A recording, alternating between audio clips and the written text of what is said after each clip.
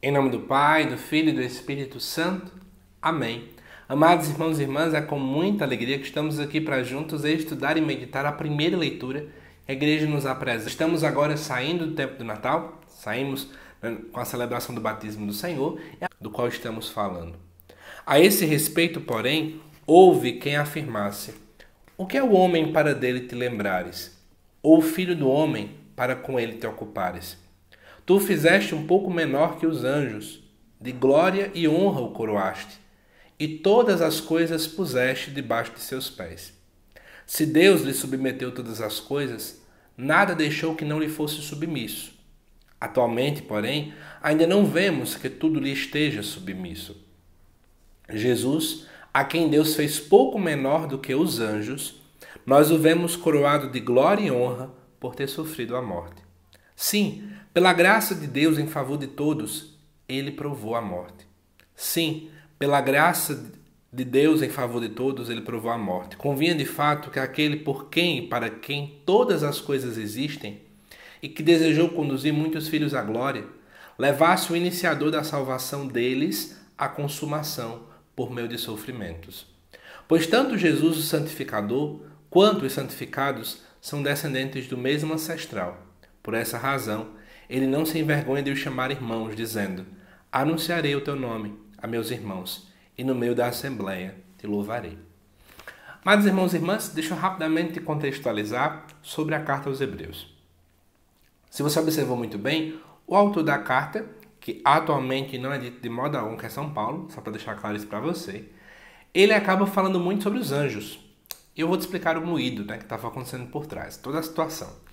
Na verdade, existia naquela comunidade muitas pessoas com crenças nos anjos ao ponto de colocá-las acima do próprio Cristo. E aí, o autor da carta vem fazer uma correção teológica sobre essa visão. E por isso que ele faz o seguinte, vamos começar do começo. No versículo 5 ele vai dizer que não foi aos anjos que Deus submeteu o mundo futuro. Na verdade, Deus deu o mundo a Cristo. Então Jesus está acima dos anjos. E aí depois também vai falar no versículo 6, sobre o Salmo 8. O Salmo 8 é quem fala: o que é o homem para dele te lembrares? Ou o filho do homem para com ele te ocupares? Tu fizestes um pouco menor que os anjos, de glória e honra o coroastes, e todas as coisas, inclusive os anjos, puseste debaixo de seus pés. Então, na verdade, aqui, o autor sagrado utiliza o Salmo mais uma vez para poder defender a sua tese.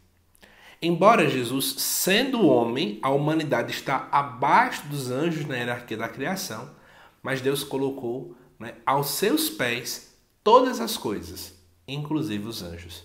Por esse motivo, Jesus está acima de todo e qualquer anjo. E aí eu quero chamar a atenção para uma coisa, Tem gente que coloca os anjos acima de Deus. Uma vez eu escutei uma frase de uma pessoa dizendo assim: eu estou indo para a missa todos os dias para agradar o meu anjo da guarda. Eu me lembro que eu me preocupei muito com essa história. Porque, na verdade, eu preciso ir à missa para agradar a Deus.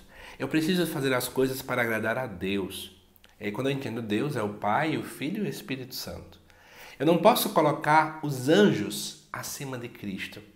Porque Cristo é que existe desde toda a eternidade.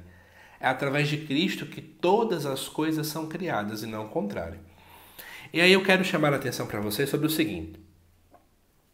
Se nós observarmos muito bem aqui nesse contexto, vai falar sobre a submissão que Deus deu à criação, de que Deus, quando criou o homem, colocou todas as coisas para que ele pudesse tomar conta e para que ele estivesse acima delas.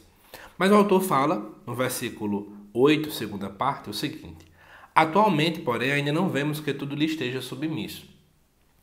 Pelo pecado, a criação ainda não consegue, nós seres humanos, que somos criaturas de Deus, não acabamos experienciando tudo o que Deus nos deu. O pecado rompe essa realidade. Mas na pessoa de Cristo tudo retorna. Por isso, amados irmãos e irmãs, tudo nós obtemos a partir do Cristo. Nós precisamos colocar Cristo como centro da nossa vida, como centro das nossas ações. Vou dar um exemplo bem básico.